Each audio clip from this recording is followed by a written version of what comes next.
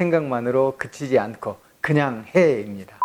메타버스 안에 조명섭 가수만의 공연장을 마련하고 정기 콘서트와 사인회 등을 거기서 연다면 조명섭 가수의 장점을 극대화할 수 있습니다. 안녕하세요. 라이프폰트 순작가입니다. 얼마 전 리틀 람진이라는 애칭으로 사랑을 받던 김수찬 가수가 입대를 하며 안타까운 소식을 전했죠. 활발한 활동 이면에 빚이 2억이 쌓였고 활동할수록 빚이 더 쌓이기 때문에 활동을 중단을 하고 입대할 수밖에 없다는 것이었는데요. 연예인과 소속사 간의 이런 분쟁은 전에도 더러 삐져나왔죠. 일단 팬들은 이번 일을 통해서도 연예계 이면에 관해 안타까움과 궁금증이 커질 수밖에 없었는데요. 이 사건이 불거진 이후 지금 현재 다양한 예능 프로그램에서 진가를 발휘하고 있는 박군 가수의 팬들에게 걱정이 생겼습니다. 가수 박군에게도 김수찬 가수와 같은 현실이 닥치지 않을까 싶어 불안한 마음인 것이죠.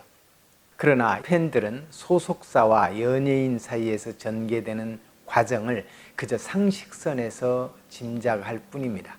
자세한 계약 조항에 관해서는 더욱 알 수가 없지요. 단순히 노래를 즐기고 이미지를 좋아하며 응원하는 것이 역할입니다. 그저 자신이 응원하는 가수가 활동하는 만큼 또 인기만큼 충분한 보상을 얻기를 간절히 바랄 뿐이죠. 그러므로 김수찬 가수처럼 이미 어긋난 부분이 있더라도 모두가 공감할 수 있는 상식선에서 잘 해결되고 변함없이 활발한 활동을 이어가기를 기대하는 것이 팬들의 희망입니다.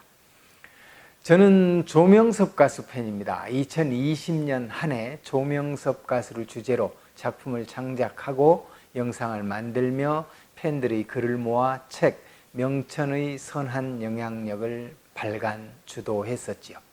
올해는 다른 주제로 작품과 영상을 창작하지만 여전히 저 나름 조명섭 가수를 응원하고 있습니다.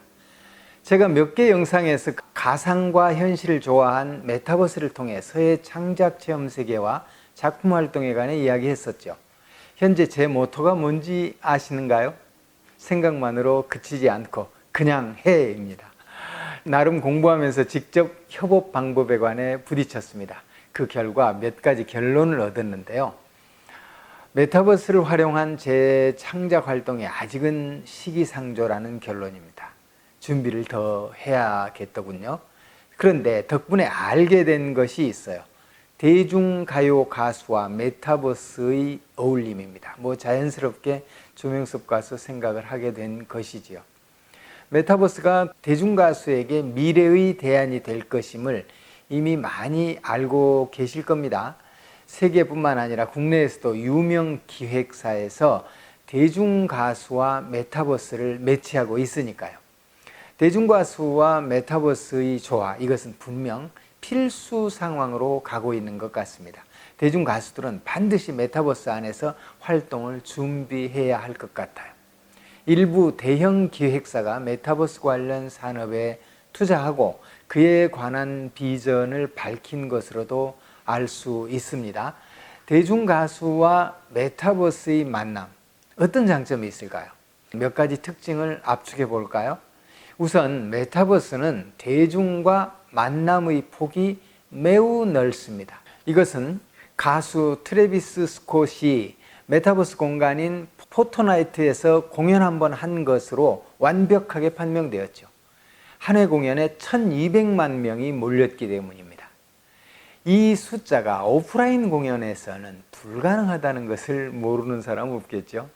우리가 잘 아는 대형 경기장인 잠실의 종합경기장 수용 인원이 10만 명입니다. 이것을 감안하면 1200만 명이란 숫자가 얼마나 대단한지요.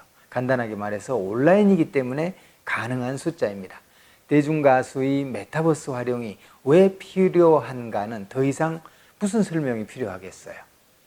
메타버스뿐만 아니라 제4차 혁명이라고도 말하는 디지털 열풍이야 이제 대중들도 다 체감합니다. 개인이 은행 역할을 훌륭히 수행할 수 있는 디파이나 속속 등장하는 교육 프로그램들도 메타버스 세상이 이미 우리 곁에 와 있음을 알립니다. 블록체인 기술은 인공지능과 조화를 이루며 다양한 결과를 낳고 있고, 모든 것이 가상자산화 가능한 NFT는 힘을 키워가고 있습니다. 앞서가는 대형 K-팝 업체들이 상당수 메타버스와 NFT에 속속 뛰어들고 있음은 당연한 현상이죠. SM의 이수만 총괄 프로듀서는 SM의 비전을 프로슈머와 메타버스, NFT 등을 통해 미래 콘텐츠를 펼칠 것을 밝혔습니다.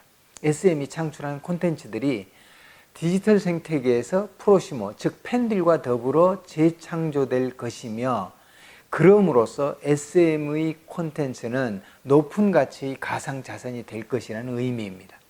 SM 소속의 대중연예인들은 메타버스 안에서 팬들과 함께 폭넓게 호흡할 것이고요. 대중음악계에서 현실세계와 가상세계의 경계를 넘어서는 이런 시도는 최근 몇 년간 꾸준히 이어졌으며 가속을 붙이고 있습니다. 네이버의 메타버스 플랫폼 제페토가 있죠. 거기엔 미국의 로블렉스와 마찬가지로 프로슈머의 공간입니다. 생산과 소비가 조합하는 공간인 그곳에서 이미 지난해 9월 그룹 블랙핑크가 팬사인회를 열었어요. 아바타 형태였지만 무려 4,600만 명이 모였습니다.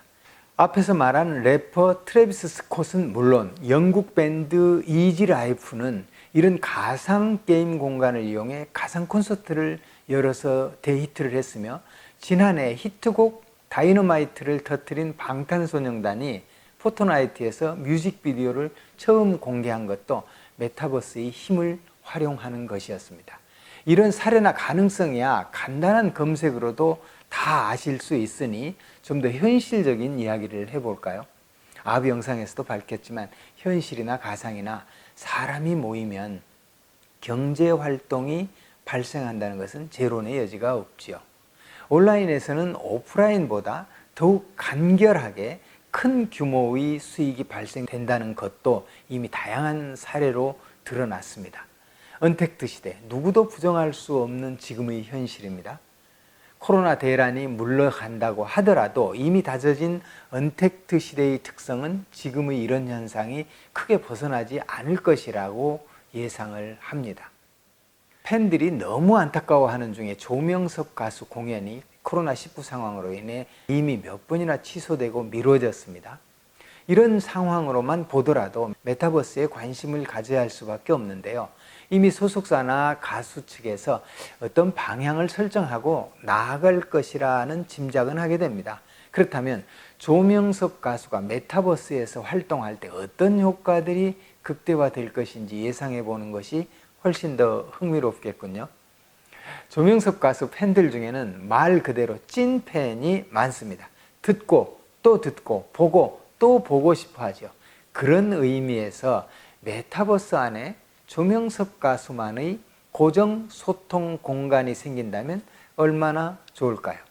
공연장을 마련하고 정기 콘서트와 사인회 등을 거기서 연다면 팬들의 갈증을 해소할 수 있겠죠. 이런 공간은 조명석 가수의 장점을 극대화할 수 있습니다. 고전부터 현재까지 그만의 능력으로 소화해낼 가요들이 얼마나 많은가요? 아울러 이미 능력을 보인 세계의 음악들도 거침없이 드러낸다면 폭넓게 세계의 팬들을 확보할 수 있을 것입니다.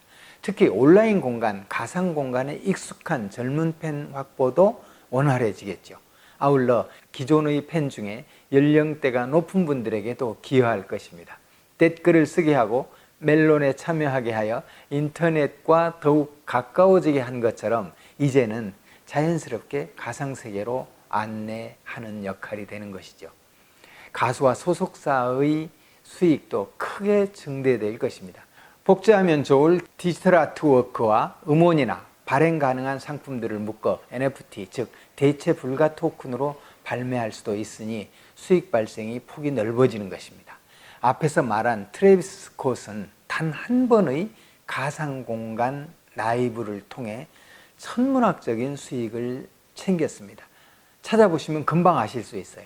그래서 1년간 월드 투어를 통해 얻는 수익을 단 몇십 10분 안에 창출할 수 있다는 가능성이 제기되는 것입니다.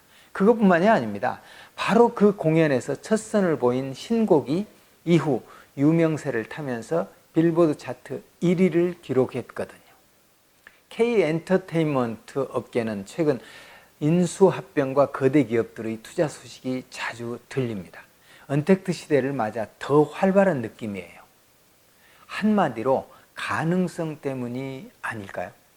저는 전통예술을 하는 서예가입니다. 그러나 이런 신기술의 확장 가능성을 공부하고 알게 될 때마다 심장 박동수가 빨라지는 것을 느낍니다.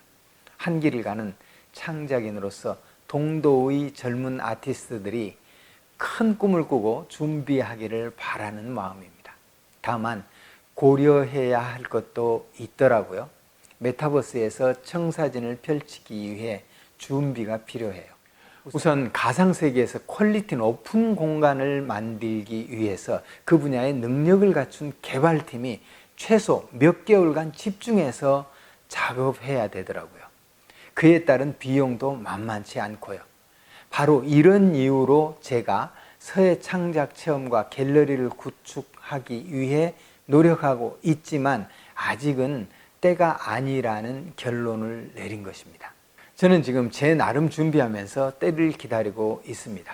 시간이 흐를수록 기술은 계속 진보하고 퀄리티는 높아질 것입니다. 그러므로 메타버스 진입 장벽도 지금보다 더 낮아질 것이에요.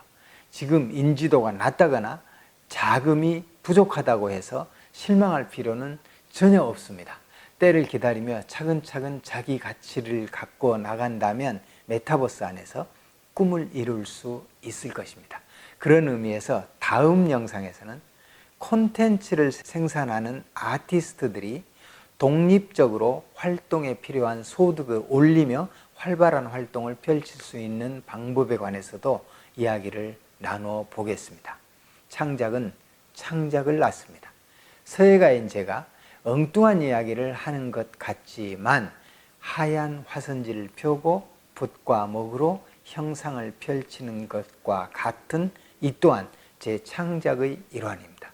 이 창작과 응용 조금이라도 유익하시다면 구독은 물론이고 좋아요와 댓글 그리고 이웃과 공유로 응원해 주심을 부탁합니다.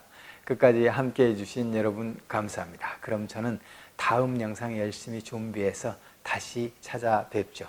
이상 예술 창작을 모티브로 삶의 포인트를 찾아보는 라이프 포인트 손작가였습니다. 감사합니다.